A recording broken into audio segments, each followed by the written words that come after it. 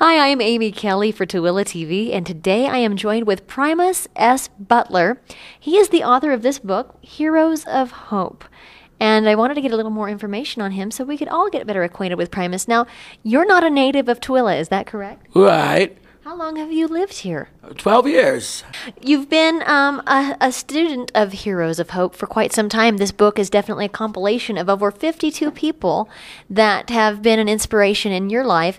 And tell me, which of the 52 stands out most to you? I would have to say Ronald Reagan. Somebody asked me that, and I said Ronald Reagan was our greatest, at least my greatest hero of hope. After Jesus Christ, I strive to pattern my life after him, but he wasn't number one in the book because I rated them based on how much hope they had and how much they had to overcome and how much their lives were an example of hope. And I think individually Ronald Reagan was an example of hope with about a 97.6% accolade. There were, 12 or 13 people who had more hopeful lives, but he's definitely the biggest hero in terms of how we can pattern our life and a modern life being patterned to grow up. I think that I grew up with him as president at least some of the time, so he's definitely a modern hero. Wonderful. I was reading in your book, you were differentiating between what actually hope is. Give me your definition of hope.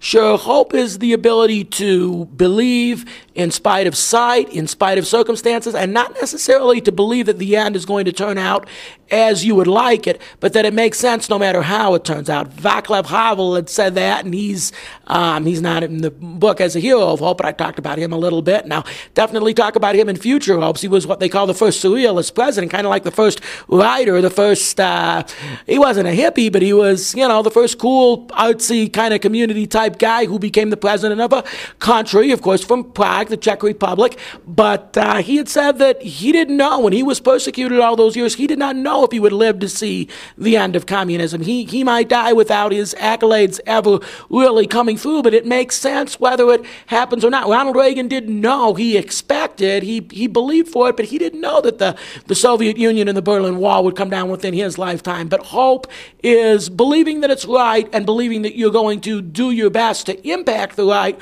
whether it comes through or not. One of my favorite characters that you had in the book is William Wilberforce. You said he's not as well known as you would expect. Tell me why.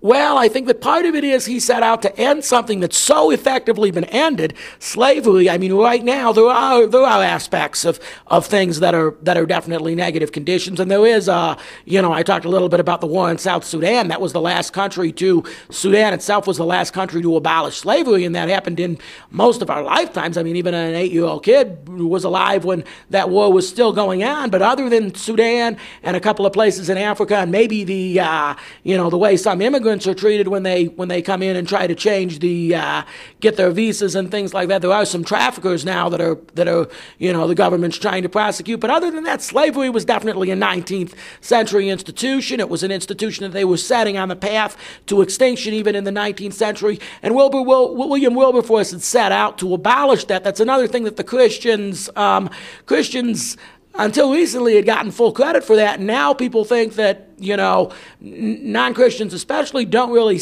realize that it was the Christians. There was no abolitionist movement without Christians. William Wilberforce was like the Jerry Falwell of his day, or James Dobson. He was the voice for evangelical Christianity, and he took that as his entire mission. He couldn't be prime minister because of it. He pretty much said that, he knew he would never be prime minister. He knew he would never hold the highest governmental office in his country, but he was going to do everything that he could to see slavery outlawed, and it was first in Britain, and that, of course, set it on the path to extinction in the United States and the rest of the English-speaking world. Fantastic. You've definitely spent a lot of time kind of combing through the details of different people's lives. I'll tell you the one that caught me off guard.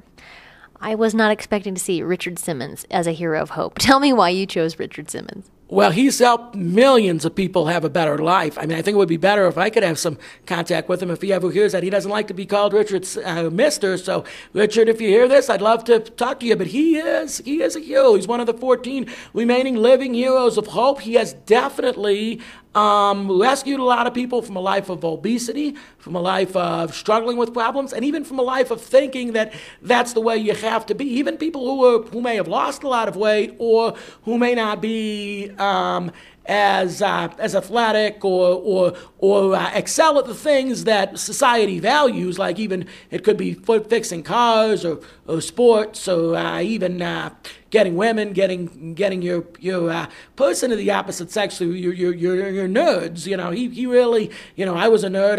I guess in some ways I'm still the adult version, but I was somebody who was picked on a lot, and he kind of helped make it clear that, you can be a nerd or you can be a discriminated against person that not even necessarily not by minority status or what you look like, but by actions, personality. You might have been picked on, but you can pick yourself up and become a better person. Well, would you say that your own personal life is giving others hope? You mentioned that you've been picked on and things of that nature. What led you to look towards hope as a subject for a book? Sure, I think starting out with Christianity, starting with the Christian life, having my own strong Christian beliefs and Jesus Christ, the Lord of my life, and I've had to go back and think that there are probably billions of people in the world who don't have hope, and it became a subject because I've always had that hope that it was going to get better, and that even if it doesn't get better, I was right about a lot of the things that on which people insulted. So if I can be right, it doesn't matter whether I'm picked on or whether I'm put down or not. The hope can shine through anyway. That's wonderful. So you're making a difference here in Tooele with your book on hope. How do people go about getting a copy for themselves? Sure, it's at Zulon Press, zulonpress.com. Now, I didn't even want to say it, but it's also, you can get it at Amazon. It's a little bit cheaper, but I think I'm definitely encouraging everyone who hears this, go through Zulon. People can pick up a copy for themselves and thumb through. I was actually inspired, and I enjoyed the little back part because you can actually do some quizzes. He spent a lot of time putting together some different quizzing questions and different things back there. Would be making a good book purchase for homeschoolers, I think, personally. And that's just because I homeschool my kids. Shh. Anyway, I want to thank you for your time, Primus. It's been fun talking with you and getting better acquainted with your book and seeing how much hope you have. So thank you for your time today. I'm Amy Kelly, and this is TooeleTV. Thanks for watching.